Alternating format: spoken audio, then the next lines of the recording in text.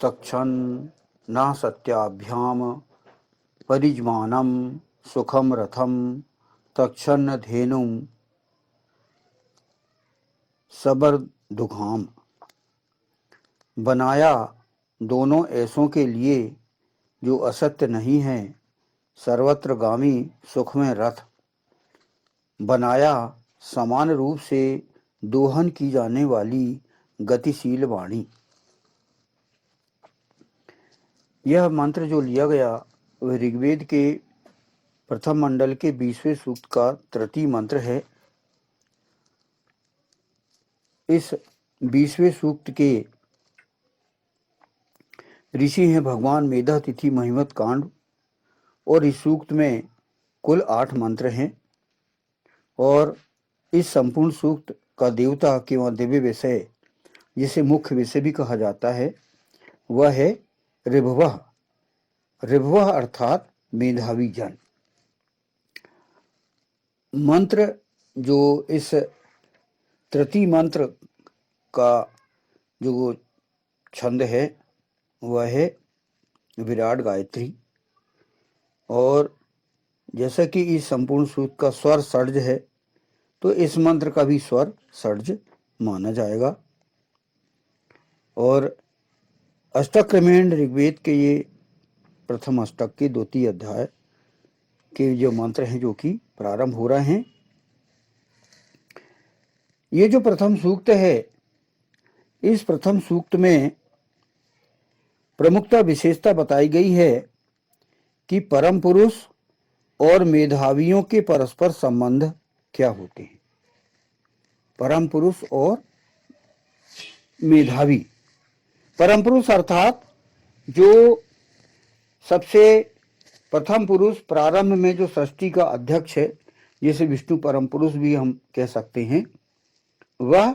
और मेधावी। मेधावी मतलब जो अध्ययनशील हैं, जो रिसर्च करने वाले हैं, और जो क्रांतिकारी हैं, नीति निर्देशक तत्वों को निर्माण करने वाले हैं, प्लानिंग करने वाले हैं, ऐसे मेधावी और परम पुरुष का संबंध इनमें बताया गया है। तो यहाँ पर जो बताया गया है कि भाई जीवन चरित्र का संपूर्ण जो वर्णन है वह परम पुरुष का हम अच्छे से पढ़ें समझें, क्योंकि वह सृष्टि का अध्यक्ष है। ईशान परम परमात्मा ने, ईश्वर ने उस परम पुरुष को सृष्टि का अध्यक्ष बनाया है, और वह जो है व्यवस्था देखता है। जैसे कि हम जानते हैं कि इस सृष्टि में विष्णु जो परम पुरुष के जो अध्यक्ष है, विष्णु व्यवस्था देखता है, संचालन। और भगवान शिव, भगवान शंकर, वे जो है निर्माण जो हुआ और उसमें जो व्यक्ति तोड़ फोड़ करने वाला, जैसे कि व्यक्ति नव निर्माण करता है, नया मकान बनाता है, किसी का नया चरित्र निर्माण करता है, तो उस व्यक्ति जो बनाता है मकान, तो पुराना मकान तोड़ता है और नया बनाता है। तो तोड़ फोड़ करने वाले भगवान शिव हैं। और इसी प्रकार जो है हम उनको भी मान लें कि किसी के जो दुष्टों के हम प्रवृत्ति को यदि सुधारना है, उनके मस्तिष्क को सही वेदानुकूल व्यवस्था के अनुकूल लाना है, तो उन्हें कड़ाई से उनको दंड देना, उनको व्यवस्था के अंतर्गत लाना, तो ये इसमें हम इनको ले सकते हैं। तो इनके संबंध जो है मेधावियों से कैसे होना चाहिए, ये प्रमुख विषय इस पूरे सूक्त में ही है। तो तृतीय मंत्र भी जैसे कि ये पढ़ा गया, क्या कहा गया है? बनाया दोनों ऐसों के लिए जो असत्य नहीं है, सर्वत्रगामी सुखमय रथ। ये इसका प्रथम फुटनोट है। तक्षण अर्थात बनाया, न सत्याभ्याम अर्थात दोनों ऐसों के लिए जो असत्य नहीं है, परिजमानम अर्थात सर्वत्रगामी, और सुखम रथम अर्थात सुखमय रथ। बनाया दोनों ऐसों के लिए जो असत्य नहीं है, सर्वत्रगामी सुखमय रथ। तो चूंकि यहां पर प्रथम और द्वितीय मंत्र में संदर्भ चल रहा है, उसी के अनुसार यहां पर आगे बढ़ाया गया है। यहां रथ से अभिप्रेत, जो कि सुखमय रथ कहा गया है, रथ से अभिप्रेत है परम पुरुष जगदम्बाओं के शरीर। रथ, सुखमय रथ, परम पुरुष और जगदम्बाओं के शरीर। तो यहां पर कठोपनिषद का उदाहरण दिया गया है। क्या कहा गया है रथ के विषय में? आत्मानम रथिन विद्धि शरीर रथमेव तु बुद्धिम तु सारथिम विद्धि मनः प्रग्रहमेव च। ये जो उदाहरण दिया गया है कठोपनिषद 1:3-3। षष्ठी में सबसे अच्छा सुखमय रथ पुरुष औरत शरीर ही है। यहां रथ की बात बताइए तो रथ षष्ठी में सबसे सुखमय रथ, सबसे अच्छा रथ जिससे सुख मिल सकता है व्यक्ति को, वह है पुरुष औरत शरीर, नर नारी का शरीर। जैसे कि हम देखते हैं कि हम कल्पना करें सुखमय रथ की, तो उसमें 2 पहिए होते हैं और 2 पहियों से ही वो रथ चलता है। रथ कब चलेगा? जब 2 पहिए हों। तो हम एक ले सकते हैं कि एक रथ पुरुष जो रथ है, पुरुष का एक चाक पुरुष, और रथ का एक चाक पुरुष और एक चाक नारी, पत्नी। पति पत्नी एक रथ के 2 पहिए हैं और उससे जीवन चलना चाहिए एक साथ। यदि एक पहिया खराब हो जाता है तो उसे ठीक करके फिर अपन आगे बढ़ाते हैं, हम लोग उसको रिपेयर करते हैं और फिर वो आगे चलता है। ऐसे ही ईशान परम परमात्मा ने पुरुष औरत, नर नारी, पति पत्नी, इनके शरीर को रथ कहा है। तो बहुत अच्छी व्याख्या है। तो रथ चूंकि दोनों के चाक सही होना चाहिए तभी जो है रथ चलता है। इसी प्रकार पति पत्नी में सही सामंजस्य हो तभी जीवन की गाड़ी चलती है। यदि जिस प्रकार की रथ का एक चाक खराब हो जाता है तो उसको हमको ठीक कराना पड़ता है, यानी एक चाक से रथ नहीं चलता। ऐसे ही एक व्यक्ति से, पत्नी से अकेले से या पति अकेले से जीवन नहीं चलता, दोनों साथ में होना। और ईशान परम परमात्मा ने, ईश्वर ने दोनों को विपरीत शरीर भी दिया है और दोनों के प्रति आकर्षण भी दिया है। ये हम स्वाभाविक रूप से हम देखते हैं कि व्यक्ति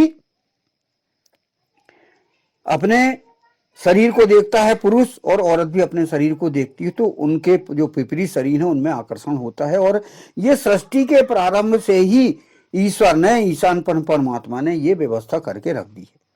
ये कई मंत्रों में भी, उपनिषदों में और श्रीमद् देवी भागवत महापुराण में ये कई जो है उदाहरण दिए गए कि एक दूसरे के बिना वे नहीं रह सकते। तो उनका युगल बनाया गया है, उनको एक दूसरे का साथी बताया गया है और परस्पर एक दूसरे के पूरक बताया गया है। पुरुष औरत के बिना नहीं चल सकती और औरत पुरुष के बिना नहीं चल सकती, दोनों में परस्पर घनिष्ठ संबंध। ये स्वाभाविक रूप से ईशान परम परमात्मा ने दोनों के मस्तिष्क में सेट करके रखा है, क्योंकि ईश्वर ने मस्तिष्क बनाया है। तो ईश्वर ने ही बनाया ना मस्तिष्क, पुरुष का मस्तिष्क, औरत का मस्तिष्क, सब ये ईशान की ही रचना है, ईश्वर की ही रचना है। तो इसलिए यहां पर बनाया ऐसों के लिए, बनाया दोनों ऐसों के लिए जो असत्य नहीं है, सर्वत्रगामी सुखमय रथ। यहां और आगे कहा गया है सृष्टि में सबसे अच्छा सुखमय रथ पुरुष औरत ही है, अर्थात पति पत्नी हम लेंगे इसका अर्थ। इससे बड़ा कोई सुख सृष्टि में नहीं पाया जाता। इसी कारण पुरुष औरत मैथुन कर्म, प्रजनन कर्म को स्वर्गीय आनंद कहा गया है। किंतु मानव शरीर तभी सुखमय होगा जब वह सत्य का पालन करने वाला हो। मानव शरीर भले ही रेत ना हो, किंतु वह सत्य अवश्य है और सत्य से ही वह सुखमय होता है। सत्य जो सामने हो, जो प्रत्यक्ष हो, वह सत्य है। पुरुष और औरत, पति और पत्नी, ये सत्य के आधार पर जोड़े गए हैं। यानी ये जो फैक्ट है सत्य है, पुरुष और औरत युगल, ये सत्य है। तो इसको लेके हमें चलना होगा। और इस रथ को, जो कि ईशान परमात्मा ने कहा कि ये सुखमय रथ है और सर्वत्रगामी है, सर्वत्रगामी सुखमय रथ, हर जगह जो है गमन करने वाला है, वो सुखमय रथ है।